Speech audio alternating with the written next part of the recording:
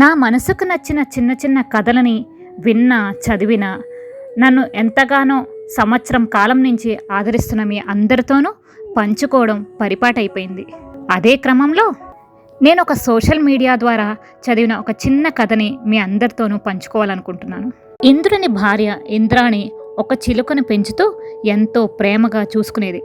ఒకరోజు ఆ చిలుకకు జబ్బు చేసింది. ఇంద్రాణి దిగులుతో చిలుకను వైద్యుని దగ్గరికి తీసుకువెళ్ళింది.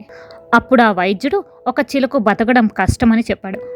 ఆ మాట విని ఇంద్రాణి పరుగు పరుగున ఇంద్రుని వద్దకు వెళ్ళి, మీరేం చేస్తారో నాకు తెలియదు, నా చిలుకను బ్రతికించండి అని అడిగింది. లేకపోతే నేను చనిపోతాను అని కన్నీరు పెట్టుకుంటూ అడిగింది. దానికి ఇంద్రుడు, దీనికే ఇంత ఏడవడం ఎందుకు? అందరి తలరాతలు రాసేది బ్రహ్మ కదా, నేను వెళ్ళి ప్రార్థిస్తాను, నువ్వేం దిగులు పడకు అని బ్రహ్మదేవుడి దగ్గరికి ఇంద్రుడు వెళ్ళాడు.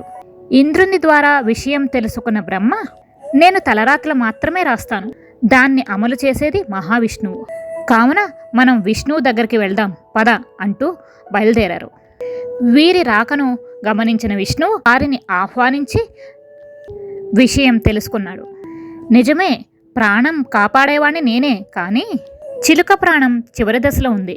మళ్ళీ ఊపిరిపోయాలంటే శివునికే సాధ్యం. మన ముగ్గురం శివుణ్ణి ప్రార్థిద్దాం పదండి అన్నాడు.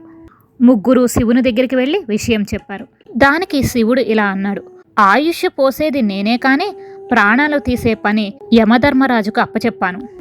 మనం వెళ్ళి యమధర్మరాజును అడుగుదాం పదండి అంటూ అందరూ బయలుదేరారు. ఇంద్రుడు, బ్రహ్మదేవుడు, శ్రీ మహావిష్ణువు, మహాశివుడు అందరూ యమలోకానికి రావడం చూసి యముడు వారిని సాదరంగా ఆహ్వానించి విషయం తెలుసుకున్నాడు.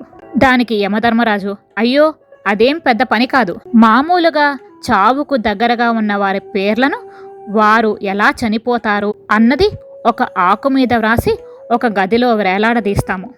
ఏ ఆకు రాలి క్రింద పడిపోతుందో వారు ఆ సమయంలో చనిపోతారు. పదండి వెళ్ళి ఆ ఆకును తొలగించి చిలుకను కాపాడదాం అని అన్నాడు. యముడితో పాటుగా మిగతా వారు అందరూ ఆ గదిలోకి వెళ్ళగా ఒక ఆకు రాలిపడి ఉంటుంది. ఆ ఆకు ఎవరిదో, అందులో ఏమి రాసుందో చూద్దామని ఆ ఆకును తీసి చూడగా ఆ ఆకుపై చిలుక మరణానికి కారణం రాసి ఉంది. అందులో స్పష్టంగా ఇలా రాసి ఉంది, ఎప్పుడైతే గదిలోకి ఇంద్రుడు, బ్రహ్మ, శివుడు, విష్ణువు, యమధర్మరాజు ఒకేసారి వస్తారో అప్పుడు చిలుక మరణిస్తుంది అని.